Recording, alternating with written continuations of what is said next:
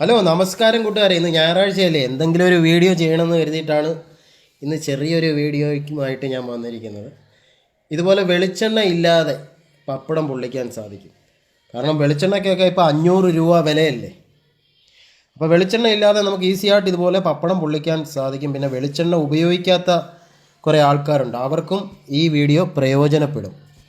അപ്പം നമുക്കൊരു non stick പാനാണ് വേണ്ടത്, അടപ്പുള്ളത് വേണം. അപ്പോൾ ഇതുപോലെ നോൺ സ്റ്റിക്ക് പാൻ എടുത്തിട്ട് നമ്മൾ സാധാരണ ഉപയോഗിക്കുന്ന പോലെ ചൂടാവുക. അത് കഴിഞ്ഞിട്ട് ഒരു പപ്പടം ഇട്ട് കൊടുക്കുക.